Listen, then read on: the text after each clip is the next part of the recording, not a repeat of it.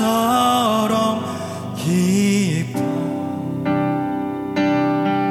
찬양해 할렐루야 영원토록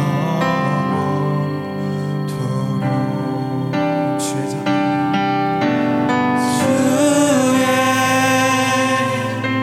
자비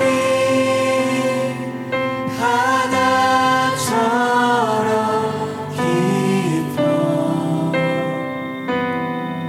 찬양해 할렐루야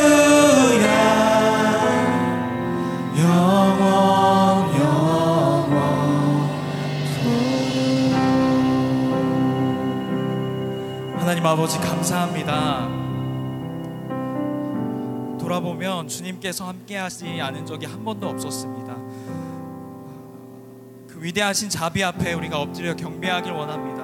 우리의 모든 것을 내려놓고 주님께 나아가오니 주님의 모든 것으로 나의 삶을 채워주시옵소서. 감사하며 예수님의 이름으로 기도드렸습니다. 아멘. 아멘.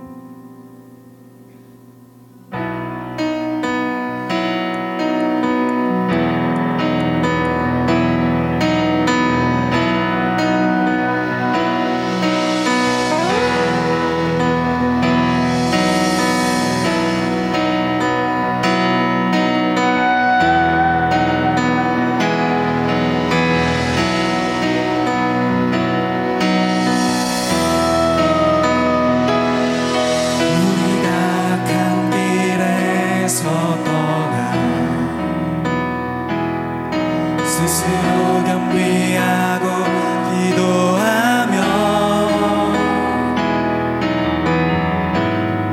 주 얼굴 구하오니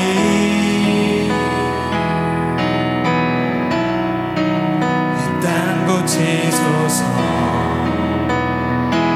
주여 들으소서 주 이름으로 일컫는 백성에게 부흥을 주소서. 하나님 얼굴 구하는 세대 되게 하소서.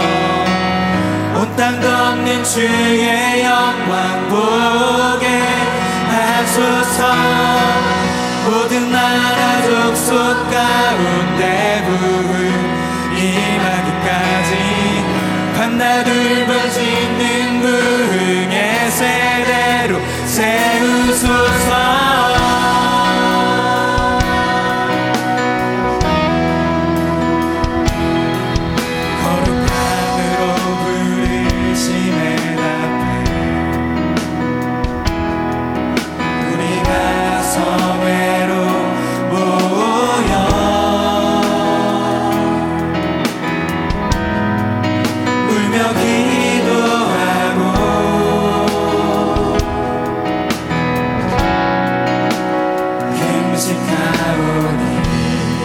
주여 세월을 아끼겠나이다. 주여 세월을 아끼겠나이다. 지금의 때가 악하니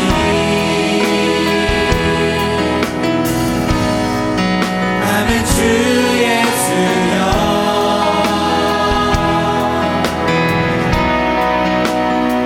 오시옵소서. 주여들으소서 주 이름으로 일컫는 백성에게 부흥을 주소서. 하나님 얼굴 구하는 세대 되게 하소서. 온 땅 덮는 주의 영광 보게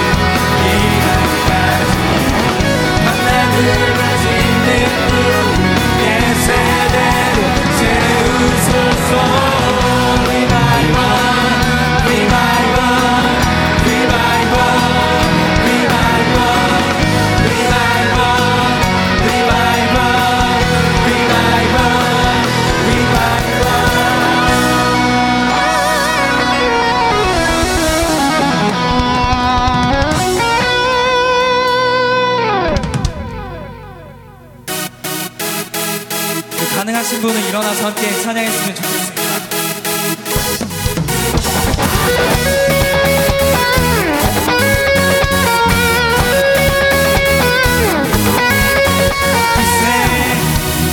여기 계신 주 우리 찬양을 타고 오셔서 다스리소서. 우리 찬양 가운데 주님의 뜻하심 난 느낄 수 있네. 찬양 중에 주님 역사하시네. 우리 맘 열어 모든 소리 높여서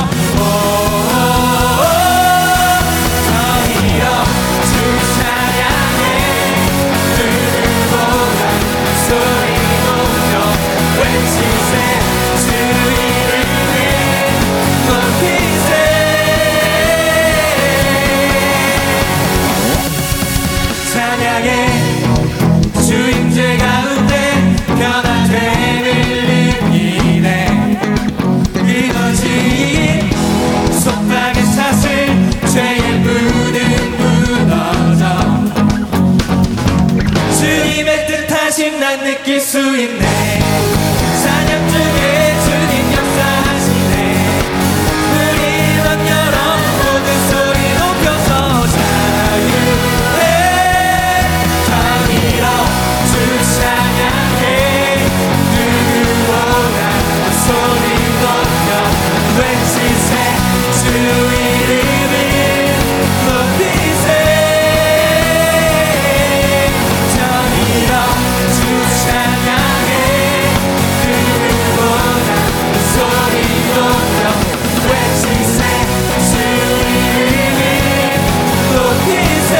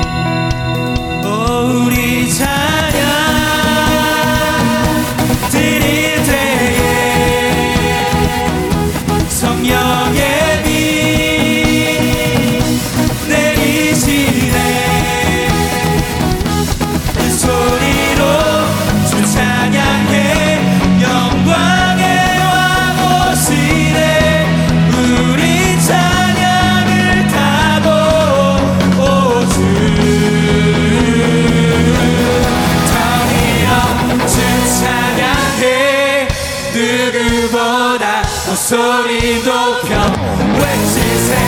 주 이름을 높이세. 저리로 주 찬양해. 누구보다 소리 높여 외치세. 주 이름을 높이세.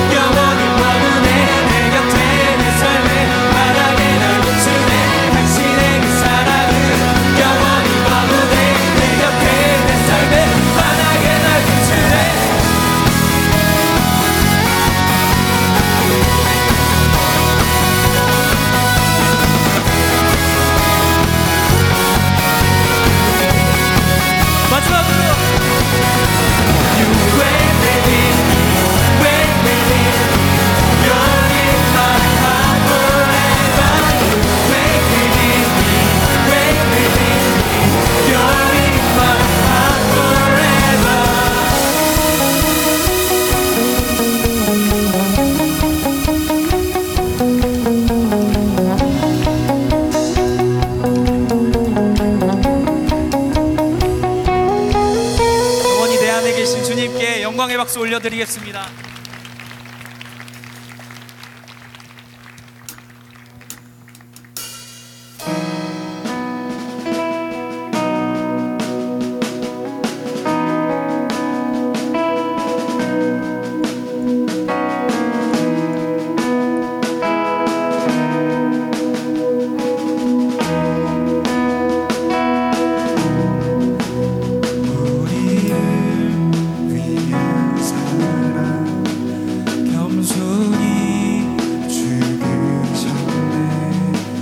수치와 죄 거두신 승리하신 부활의 주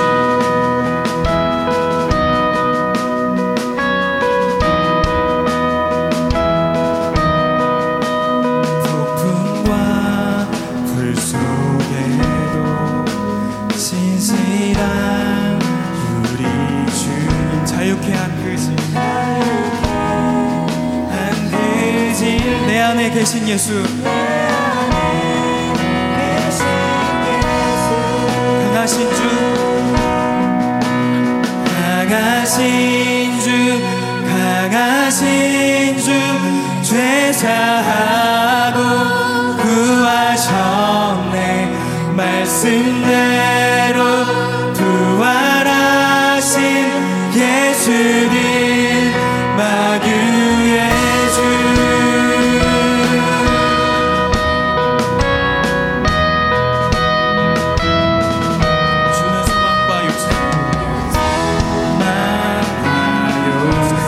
시작과 끝이 없네 은자를 찾으셨네 모든 값을 치르셨네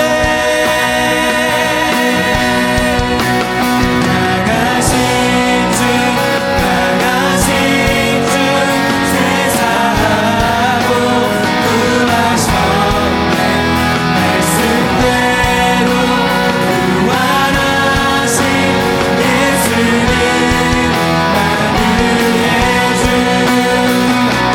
신주 강하신 주 죄사하고 구하셨네 말씀대로 구원하신 예수님 마귀의 주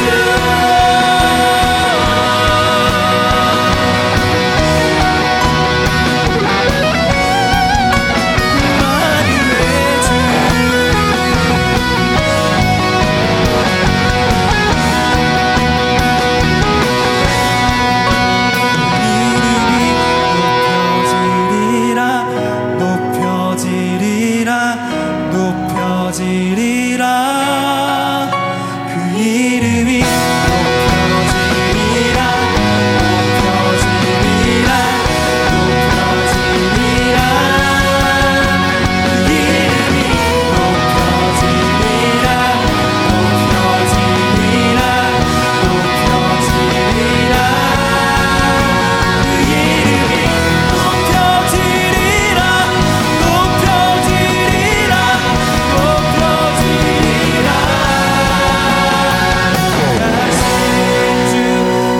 강하신 주 죄사하고 구하셨네 말씀대로 부활하신 예수님 마귀의 주 강하신 주 강하신 주 죄사하고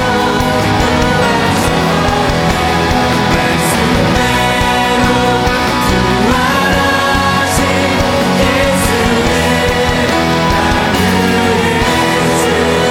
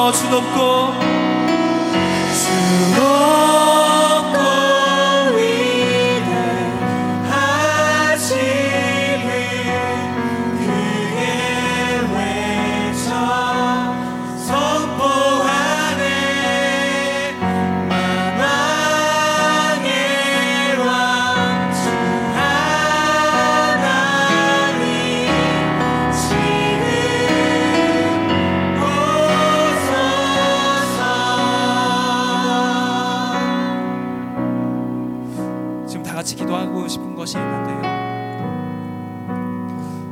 우리를 지금까지 보살펴 주셨던 그 주님의 은혜를 위해서 기도했으면 좋겠습니다. 우리가 그 은혜 앞에 엎드려 이 예배에 온전히 주님께 드려질 수 있도록 아버지께서 온전하게 이 예배를 받아주실 수 있도록 함께 기도했으면 좋겠습니다. 기도하겠습니다. 자, 민수기 오늘 하나님의 말씀 찾아보겠습니다. 민수기 17장 8절에서 11절 말씀입니다. 우리 8절부터 우리 다 같이 한 목소리로 읽겠습니다. 이튿날 모세가 증거의 장막에 들어가 본즉 레위 집을 위하여 낸 아론의 지팡이에 움이 돋고 순이 나고 꽃이 피어서 살구 열매가 열렸더라. 모세가 그 지팡이 전부를 여호와 앞에서 이스라엘 모든 자손에게로 가져오매 그들이 보고 각각 자기 지팡이를 집어 들었더라. 여호와께서 또 모세에게 이르되 아론의 지팡이는 증거기 앞으로 도로 가져다가 거기 간직하여 반역한 자에 대한 표징이 되게 하여 그들로 내게 대한 원망을 그치고 죽지 않게 할지니라. 모세가 곧 그 같이 하되 여호와께서 자기에게 명령하신 대로 하였더라. 아멘. 오늘은 죽은 나무에 열매 맺게 하라, 죽은 나무에 열매 맺게 하라는 제목 갖고 은혜를 나누고자 합니다. 자, 오늘 본문의 배경은 고라와 반역자들이 하나님께서 세우신 영적 지도자, 즉 모세와 아론의 영적 권위에 도전하다가 심판을 당하고 무너져버린 영적 질서를 다시 한번 잡기 위해서 벌어진 사건으로 이루어져 있습니다. 그 사건은 뭐냐면 아론의 쌍난 지팡이 사건이에요. 자, 민수기 17장 2절 5절을 읽어보면 너는 이스라엘 자손에게 말하여 그들 중에서 각 조상의 가문을 따라 지팡이 하나씩을 취하되 곧 그들의 조상을 가문 대로 그 모든 지휘관에게서 지팡이 12를 취하고 그 사람들의 이름을 각각 그 지팡이에 쓰되 내가 택한 자의 지팡이에는 싹이 나리니. 자, 하나님께서는 이스라엘을 대표하는 12지파에서 각각 지도자 한 명씩 나오라고 한 거예요. 한 명씩 나오라고 하고 그 사람들한테 자기의 이름이 쓰여져 있는 지팡이 하나씩을 갖고 오라고 했습니다. 그리고 그 지팡이를 오늘날 보면 이제 이 강대상 같은 거겠지. 요 앞에 지팡이를 12개를 이렇게 쭉쭉 둔 거예요. 쭉 둔 다음에 그 다음날 그 지팡이에서 싹이 난 지팡이를 가진 사람, 그 사람 이름이 쓰여져 있는 사람이 하나님께서 선택하신 자다라는 것을요 증명하는 사건으로 이 영적 질서를 잡으려고 했어요. 되게 이상해. 별로 뭐 연관성도 없어 보여. 그리고 그냥 저번에도 한번 얘기했지만 하나님께서 그냥 그걸 뭐 이렇게 복잡하게 해요. 그냥 얘 아론과 이 모세는 내가 세운 이 지도자다 이렇게 하면 되잖아요. 여러분들이 뭐 필요 없어. 내가 뭐 두드림의 손상수 전도사, 더드림의 서화식 전도사, 시온의 이해랑 전도사, 하나님께서 김학중 감독님을 통해서 저를 통해서 세운 이 전도사님들 그렇게 말하면 되잖아. 그러면 어딜 가나 이분은 우리 전도사님이라는 거 알게 되잖아요. 그런데 굳이 복잡하게 이 사람들 이런 아론의 쌍난 지팡이 막 이런 걸 과정을 걸쳐서 이 사람은 내 사람이다, 내가 세우신 사람이다 라는 복잡한 과정을 거치셨습니다. 그 이유가 뭐냐? 민수기 17장 10절을 읽어보면 여호와께서 또 모세에게 이르되 아론의 지팡이는 증거기 앞으로 도로 가져다가 거기 간직하여 반역한 자에 대한 표징이 되게 하여 그들로 내게 대한 원망을 그치고 죽지 않게 할지니라. 즉 이런 복잡한 과정을 만든 이유는 뭐냐면 이 사건을 표징이 되게끔 어떠한 그 상징이 되게끔 만드셨다는 거예요. 그래서 어떤 표징이 되게끔 하는 거예요? 하나님께서 세우신 영적 질서를 무너뜨려서 죽임을 당한 일이 없도록 이 사건을 만드셨다는 겁니다. 자, 여기까지는 이제 저번까지 들었던 얘기니까 잘 아는 얘기인데 그렇다면 질문해야 돼. 뭐냐면 오늘 성경 본문이 말하고 있는 영적 질서가 도대체 뭔데? 영적 질서가 구체적으로 무엇인데 이 영적 질서를 지켜야 된다. 이거 지키지 않으면 너네들 죽는다. 이런 얘기, 이렇게 엄한 얘기 이걸 하셨을까? 이 질문을 해야 됩니다. 제가 청년 시절 때 이 본문에 이 본문 똑같은 본문을 가지고 이러한 설교를 하시는 분들 들었어요. 목회자의 권위에 도전하지 말라. 아멘. 도전할 거야? 목회자의 권위에 도전하지 말라는 식으로요 설교하는 거를 들었어요. 여러분들 이런 설교 굉장히 많이 들을 수 있는 데 있습니다. 어디 가시면 되는 줄 알아요? 이단한테 가면 돼요. 이단한테 가면은요 이 설교가 주를 이루게 되어 있어요. 목회자 권위에 도전하지 말라. 하나님께서 모세와 아론을 세웠듯이 이경수 목사를 세운 것이다. 그러니까 이경수 목사의 영적 권위에 도전했다가는 고라와 반역자들 같이럼 할 수도 있어. 그러니까 순종해. 고요한 거 보니까 동의 안 하겠다 이거지. 여러분들 잘 보십시오. 여러분들 이 해석이 맞다고 생각합니까? 이 해석이 맞아요? 아니요. 여러분들 이 해석은요 완전히 틀린 해석이에요. 솔직히 인간적으로 목사로서 저는 솔직히 청년들이 주님의 말씀에 그리고 저를 제가 잘나서가 아니라 그래도 영적 질서 목사니까 순종해주고 말 잘 들으면 좋겠어요. 좋겠지만 그렇다고 해가지고 이 말씀이 목회자의 권위에 도전하지 말라 이런 본문 아닙니다. 그거는요 이단에서 나는 소리예요. 왜냐하면 지금 이 본문에서 말하는 영적 질서는 겉으로 봤을 때는 모세와 아론의 영적 권위에 순종시키는 것 같아 보이지만요 그 깊은 내면에는 하나님의 말씀에 순종해야 된다는 핵심적인 메시지가 담겨 있다는 사실을요 믿으시기 바라요. 여러분들 예를 들어서 출애굽기 16장 8절을 읽어보면 모세가 또 이르되 우리가 누구냐 너희의 원망은 우리를 향하여 함이 아니요 여호와를 향하여 함이로다. 이스라엘 백성들은 고난이 다가올 때마다 끊임없이 모세와 아론한테 원망을 했어. 잘 보십시오. 모세와 아론한테 원망을 했는데 그들의 내면의 깊은 곳은 누구한테 원망을 하고 있었던 거라고요? 그 행동이 누굴 향해서? 하나님을 향해서. 겉으로는 모세와 아론한테 하는 것 같지만 결국에는 하나님께서 세우신 그 사람들을 원망함과 동시에 더 깊은 내면에서는 하나님을 원망하는 거였었어요. 여기서도 영적 질서를 무너뜨리는데 단순히 모세와 아론의 그 권위에 도전하는 게 아니라 하나님의 말씀, 그 하나님의 말씀의 질서 속에서요 그거를요 무너뜨리는 거였었어요. 이 사람들은요 하나님께서 은혜를 베풀어 주셔도 기적도 은혜도 말씀도 다 까먹고 하나님의 말씀에 순종하지 않고 결국에 어떻게 해요? 영적 질서, 하나님의 영적 질서를요 다 파괴시키는 한 가지의 모습으로서요 하나님께서 세우신 아론과 모세의 그 권위에도요 도전하게 되는 거예요.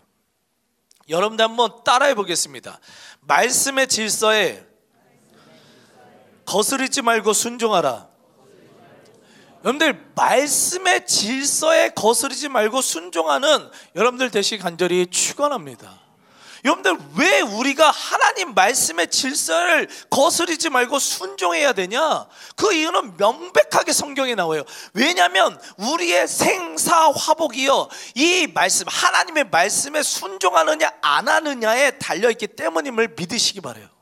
여러분 잘 보십시오. 신명기 30장 15절에서 16절을 읽어보면 보라 내가 오늘 생명과 복과 사망과 생사화복을 내 앞에 두었나니 곧 내가 오늘 내게 명령하여 내 하나님 여호와를 사랑하고 그 모든 길로 행하며 그의 명령과 규례와 법도를 지키라 하는 것이라. 그리하면 내게 복을 주실 것임이니라. 아멘. 여러분들 하나님의 말씀은요 시대를 초월하는 진리의 말씀이에요. 진리의 말씀이요. 인간의 어떠한 무슨 철학, 인본주의적인 사상, 철학이나 지식적으로 분석하고 논리적으로 맞아야만 순종하는 것이 아니라 그것은 그냥 하나님 말씀은 진리이기 때문에 그 말씀에 순종하느냐 안 하느냐만이 우리에게 주어진 임무일 줄 믿습니다. 우리의 역할이에요. 하나님의 말씀이 진리인데 여러분 잘 보십시오. 처녀가 잉태했어. 말이 돼? 한번 여러분들 도전해 보세요. 한번 도전해봐. 지금 결혼하려는 우리 두드림 도전해봐. 기도해봐. 애기 주시옵소서. 막 배가 불러올까? 말도 안 되는 거지. 이건 말도 안 되는 거예요. 여러분들, 하나님께서 인간의 죄를 다스리기 위해서, 인간의 죄를 감당하기 위해서 인간의 모습으로 태어나셨고 인간을 위해서 죽었다는, 이게 이성적으로 말이 됩니까? 논리적으로 말이 되냐고요? 말이 안 돼요. 이것을요 과학적으로 분석하고 인본주의적 사상이나 철학이나 그런 거를 분석해 보십시오. 말도 안 되는 이야기들이라고요. 그런 이야기 많아요. 왠지 아세요? 인간을 초월하시는 하나님의 역사들이니까. 하나님 인간을 초월하는, 유한한 인간을 초월하는 신의 이야기니까, 하나님의 전능하신 사건의 이야기들이 기록되어 있으니까 당연히 이성의 한계를 뛰어넘는 거지. 그걸 분석하고 있으니까 맨날 시험 드는 거지. 논리적으로 받아들여지만 순종할 수 있으니까 신앙이 안 자라는 거예요.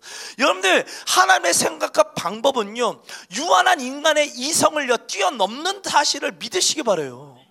인간의 유한한 이성으로 다 판단되는 게 무슨 신이에요? 무슨 하나님이에요? 말도 안 되는 거죠.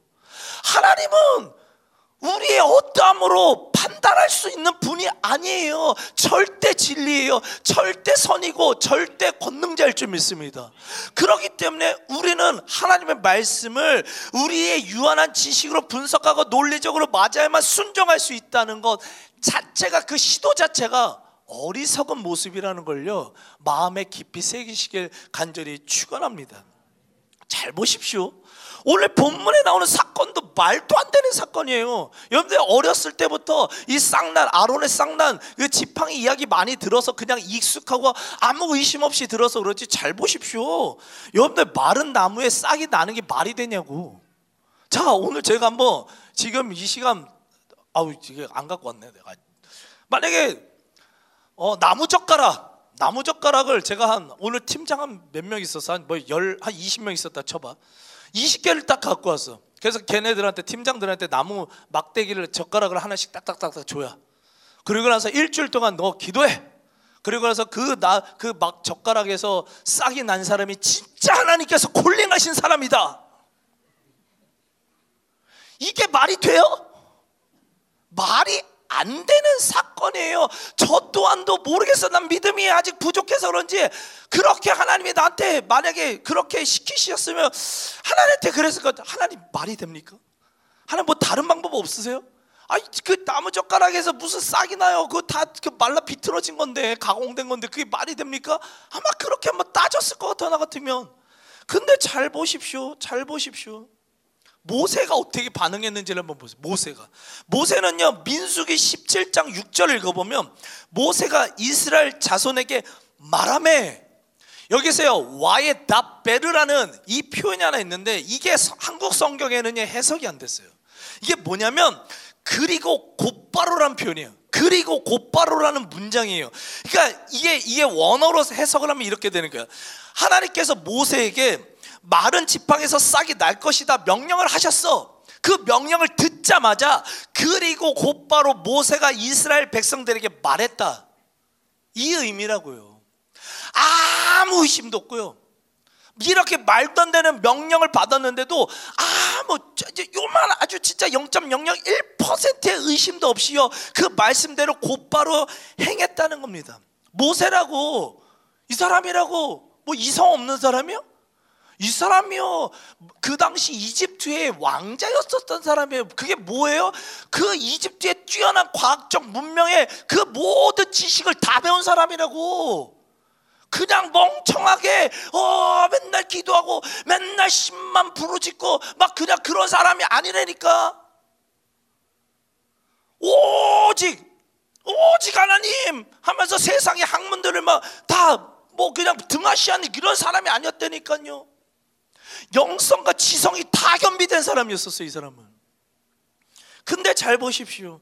이런 말도 안 되는 말씀을 주셨는데도 그 순간 모세는 어떻게 생각했을 것 같아요? 말도 안 되는 말씀을 주셨어. 우리 같았으면 믿음 없는 사람한테 뭐야 이게 말도 안 되는 말씀을 주셨어 이렇게 하겠지만, 모세는 그 순간에 이렇게 받아들이는 거야. 말도 안 되는 말씀을 주셨어. 아, 내 이성을 뛰어넘는, 내 경험을 뛰어넘는 놀라운 하나님의 어떤 방법과 계획이 있으시겠다, 그걸 한번 기대해보자. 그러고 아멘하고 순종했다는 사실을요 믿으시기 바랍니다.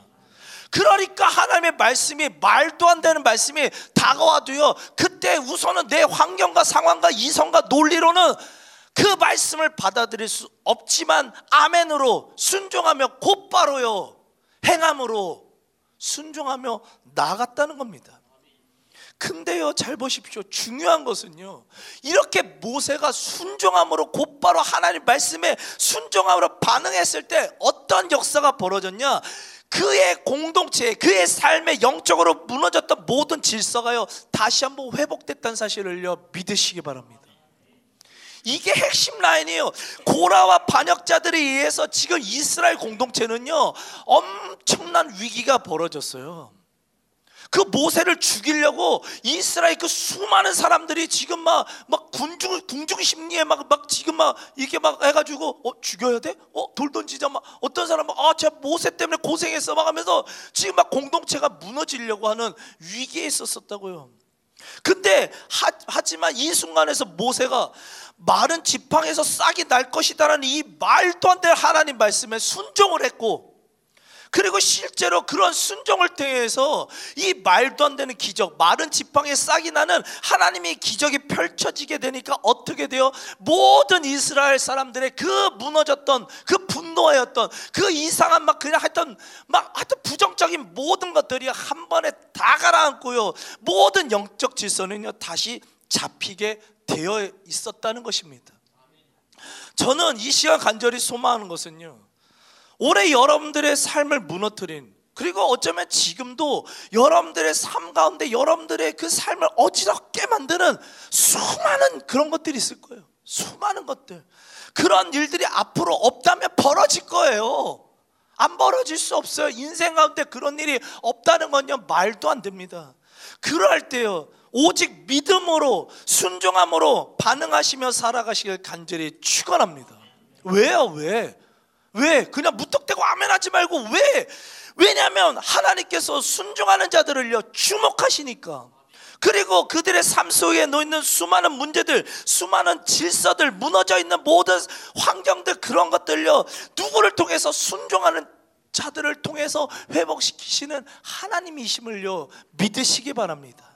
그러한 자들에게, 순종하는 자들에게 새로운 소망과 비전을 향해 또다시 믿음의 걸음을 나갈 수 있도록 인도하시는 하나님이 계시기 때문에요 여러분들 날마다 순종으로 반응해야 될 줄 믿습니다.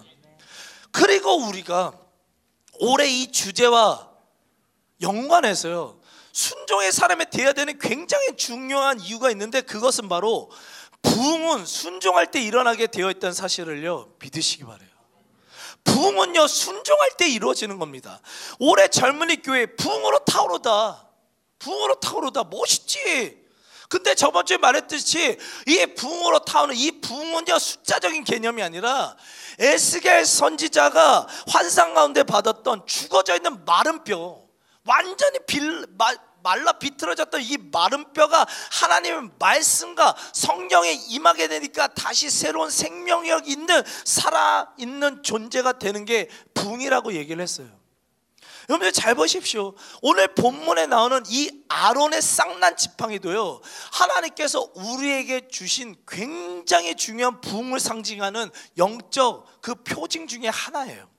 민수기 17장 8절 읽어보면, 이틀날 모세가 증거의 장막에 들어가 본즉 레위 집을 위하여 낸 아론의 지팡이에 움이 돋고 순이 나고 꽃이 피어서 살구 열매가 열렸더라. 잘 보십시오. 아론의 지팡이는 살아있는 거예요? 안 살아있는 거예요? 죽어있는 거라니까. 완전 메마른 뼈다귀랑 똑같은 그러한 존재였었다니까요. 완전 죽어져 있는 메마른 마른 막대기에 불과했는데, 그러한 죽어져 있는 막대기에 하나님의 손길이 임하게 되니까 어떻게 돼요? 생명이 시작되는 거예요. 꽃이 피고 결국에 열매 맺는 삶, 그러한 삶, 살아있는 삶, 그게 무슨 삶? 부흥되는 삶. 그러한 삶이 부흥의 역사가 일어나게 됐다는 겁니다. 여기서 우미독고라고 해석된 이 히브리어 파라흐라는 이 단어는요, 하나님의 능력이, 하나님의 성령의 역사가 그 어떠한 존재 가운데 딱 임하게 돼서 무성하게 되고 풍성하게 되는 상태를 이야기하는 거예요. 이게 뭐라고요? 부흥이요. 여러분들 잘 보십시오. 나무의 질이 좋고 안 좋고 필요 없다니까. 이 나무가 살아있던 죽었던 상관없고 그 위에 하나님의 손길이 그 나무에게 임하게 될 때 그 나무는, 그 죽어져 있는 존재는 어떤 존재보다, 어떤 나무보다 잎이 무성하고 파라흐 귀한 열매를 풍성히 맺게 되는 생명력 넘치는 나무가 된다는 겁니다. 언제요? 하나님의 손길이 임하게 됐을 때요. 여러분들 잘 보십시오. 그래서요, 하나님이 찾으시는 한 사람, 하나님께서 필요한 한 사람은요, 세상적 능력과 스펙을 가진 사람이 아니라는 거예요. 하나님이 찾으시는 한 사람은 하나님의 전능하심과 위대하심을 믿으며 언제나 순종할 수 있는 사람일 줄 믿습니다. 왜요? 왜? 여러분들 세상적 스펙 가진 사람들, 잘난 사람들요, 그 사람들은요 하나님의 손길이 임할 수가 없어요. 지가 잘나가지고, 자기가 잘나가지고, 자기의 능력을 믿으니까 하나님의 능력을 안 간 거예요. 그러니까 죽어있는 존재에 um이 돋는 역사가 벌어질 수가 없어요. 그런데 하나님 말씀에 순종하고 하나님의 능력을 믿는 자들은 그 안에 um이 돋는 거야. 생명이 돋는 거예요. 그리고요, 꽃이 펴요. 열매 맺는 인생이 된다는 거예요. 여러분, 성경에 나오는 위대한 사건 속에서는요, 언제나 누가 있었냐? 순종의 사람들이 있었어요. 다요, 다. 성경에 나오는 모든 기적 사건, 아니면 모든 하여튼 축복의 사건 속에는 언제나 순종의 사람이 있었어요. 고린도전서 1장 27절 29절을 읽어보면, 그러나 하나님께서 세상의 미련한 것들을 택하사 지혜 있는 자들을 부끄럽게 하려 하시고 세상의 약한 것들을 택하사 강한 것들을 부끄럽게 하려 하시며 이는 아무 육체도 하나님 앞에서 자랑하지 못하게 하려 하심이라. 예수님께서 제자 선택하실 때 왕궁으로 갔어요? 그 당시에 최고 명문 학교로 갔나? 하버드 같은 데로 갔나? 스탠포드 같은 데로 갔나? 예일대로 갔나? 서울대로 갔어요? 포항홍대로 갔어요? 아니요. 예수님이 간 데는요, 저 시골 갈릴리 총구석으로 갔어요. 그곳에서 아무 배움도 없는 어부들을요, 첫 번째 제자로 부르셨다고요. 세상 사람들은 그런 사람들 뭐라고 그래요? 오늘날 표현으로 뭐라고 그래요? 루저라고 그러잖아. 배움도 없어. 하루하루 간신히 먹고 살아. 물고기 잡아서 하루하루 간신히 먹고 사는 아무 능력도 없는 사람들이었다니까요. 그런데요, 이 사람들에게는 그 어떤 누구보다도 뛰어난 영적인 자세가 하나 있었어요. 뭐예요? 하나님 말씀에 곧바로 순종할 수 있는 믿음이었다는 사실을요, 믿으시기 바라요. 여러분, 마태복음 4장 19절 20절 말씀하실 때 나를 따라오라, 내가 너희를 사람을 낚는 어부가 되게 하리라 하시니 그들이 곧 그물을 버려두고 예수를 따르니라. 곧 그물을 주춤하는 게 아니야. 생각해보고 자시고도 아니에요. 곧 말씀이 임하게 되니까 곧 자기 이성과 생각 그런 거 놓고 곧 그물을 버려두고 따랐다는 거예요. 그동안 그 사람들, 이 그물이요, 그 사람들의 인생에서 제일 중요한 거였어요. 이 그물이 그 사람들 먹고 사는데 제일 중요한 거였다고요. 이 그물이 그 사람들의 최고 가치였었다고요. 근데 그 가치, 나는 이게 최고의 가치라고 여겼는데 그 위에 하나님 말씀이 임하게 되니까 그 가치를 버려두고 하나님의 말씀에 곧바로 순종하게 됐다는 겁니다. 그러니까 어떻게 돼요? 아무 소망도 없었던, 죽은 자와 같았던, 죽은 막대기와 같았던, 죽은 뼈다귀와 같았던 그런 삶을 살고 있었던 사람들에게 예수 그리스도의 복음으로 이 세상을 뒤집어 엎는 역사가요, 이러한 자들을 통해서 이루어졌다는 거예요. 수많은 기적과 수많은 생명력 있는 말씀들을 전파하고 그런 삶을 사는 사람들이 누구를 통해서 전파됐냐? 바로 하나님의 말씀에 순종하는 자들을 통해서 이루어졌다는 사실을요, 믿으시기 바랍니다. 우리 다시 한번 믿음을 선포하며 따라해 보겠습니다. 부흥은 순종할 때 일어나게 된다. 여러분들 죽음과 같은 지금 삶 살고 있는 사람들 있어요 혹시? 여러분들 환경이 도저히 변화가 안 돼? 막 너무 마음이 막 답답해? 맨날 매너리즘에 빠져서 그냥 그저 그대로 가는 것 같아요? 아니요, 부흥이 필요해요. 여러분들한테는 부흥이 필요한데 그 부흥의 시작이 어디냐? 여러분들 순종하시라고요. 하나님 말씀 한 말씀이라도 순종하시라고요. 목회자를 통해서 설교 말씀이 선포될 수도 있고요, 아니면 여러분들 말씀을 통해서 선포될 수도 있고요, 하여튼 여러 가지 모양을 통해서 하나님 말씀이 들려올 때요, 한 말씀이라도 순종하십시오. 순종하면 여러분들의 삶에 um이 돋고 꽃이 피고요, 열매 맺는 부흥의 역사가 일어나게 될 줄 믿습니다. 여러분의 죽어있는 마른 나무가 다시 생명력 있는 살아있는 존재가 된 이 아론의 쌍난 지팡이, 이 부흥의 역사는요 순종을 통해서 이루어졌어요. 오직 순종이에요. 순종입니다. 여러분들 하찮은 이성 논리 모르겠어요. 저도 이제 세상적 관점으로는요 한 분야에서 공부하면 한 것 같아. 뭐 학위도 여러분들이 말하는 최고 학위 따봤어. 근데요 내가 알고 있는 이 지식이 얼마나 하찮은지를 깨달았어요. 나는 많이 배웠다고 생각했거든요. 아니요, 하나님 앞에서는요 정말 벌레만도 못해요. 너무 하찮은 이성이에요. 그러고 나서 가끔가다 나한테 뭐 좀 배운 것 같이 와가지고 따지는 사람들 보면 너무 우스워. 죄송하지만 나도 우스운데 하나님 얼마나 우스울까. 여러분들 하나님의 말씀은요 여러분들 그 하찮은 이성으로, 유한한 인간의 이성과 논리와 판단으로 하나님의 말씀과 방법 따지면서 불순종하지 마시길 바랍니다. 오직 하나님께서 100% 옳으시다는 것을 믿고 그 말씀이 진리임을, 변할 수 없는 모든 시대를 초월하는 변하지 않는 축복의 말씀, 진리의 말씀임을 믿고 순종으로 반응하여서 올 한 해 죽어져 있는 여러분들의 삶 가운데, 환경 속에 다시 한번 um이 돋고 꽃이 피고 열매가 맺혀지는 진정으로 부흥으로 타오르는 삶이 여러분들의 삶 가운데 주어지게 되길 간절히 축원합니다. 아멘.